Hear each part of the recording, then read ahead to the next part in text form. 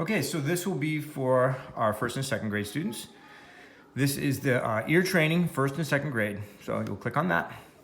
And then the instructions, you're gonna watch the video on pitch, then use the next button to go to the next screen and practice listening to high and low pitch with the Bob and Dylan game. So here's your launch button. You push that green button and you are off the ground. You've launched.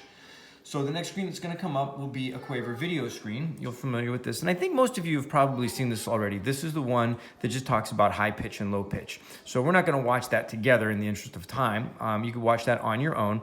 And then after you're done watching it, after you've had that little review, you're gonna go down here to the next button where it says next. And when you click on that, it's going to take you to your high or lower game with Bob and Dylan.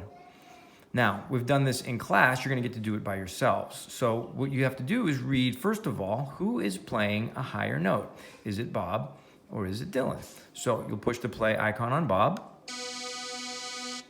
then you'll push the play on Dylan.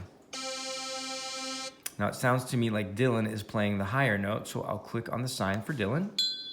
And if you get it right, it'll say good job. If you mess it up, or if you get it wrong, it will give you a try again, and then you just try again until you get it right. This is just practice, so you just want to spend 5 or 10 minutes on this, and then we're going to switch to game mode down here in just a minute. So, if you want to hear that one again, you could hear it again. Hear how Dylan's note has a higher pitch. So when you're ready for a new one, you click on the next, and then it'll be another. But you gotta be careful because it says who's playing the low note. Now this will change. Sometimes it'll ask who's playing a higher note. Sometimes it's gonna ask who's playing a lower pitch. Sometimes it helps to sing them after you hear them. Sometimes you just wanna listen. So we're gonna listen to Bob's, then Dylan.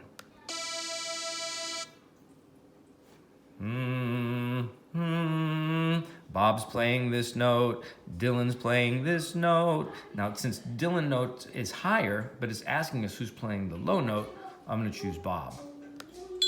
And we got it right. And then I'll go to the next one. And you can do this until you feel like you get the hang of it. Once you got the hang of it, then you can go to this switch, you switch on to game mode, and now what it's gonna do, it's going to keep score. You'll have a timed amount of time, or you'll see how many you can get right until you make a mistake. So when we start with who's playing the low note, there's Bob's. Sounds like Bob is lower. And then it'll move on automatically to the next question. Get ready, now it's asked who's playing a higher note. Now, if you're not sure, you can go back and listen to it again. And if you're paying attention, Dylan's note is just a little bit higher, but if you get the answer wrong in game mode, the game's gonna be over and that's gonna be your final score. Okay? Now you can keep on going. And again, this is just for practice. You don't have to turn anything in. You're just gonna practice listening and trying to figure out which pitch is higher or lower. I would say don't spend more than 20 minutes on this because after about 20 minutes, your ears are gonna start to get tired and it's gonna be harder to figure it out, especially if you start getting frustrated. So give yourself like a 15, maybe 20-minute time limit on this and then you can move on to something else, okay? So that's higher or lower and that's gonna be everything you're gonna need on your lesson on ear training first in grade. I've also thrown a couple high and low videos and some screens in here. It's meant for students in first and second grade. These activities can be done on your own, but parents are welcome to sing along and create movements to the songs with their child. That's you. Have fun.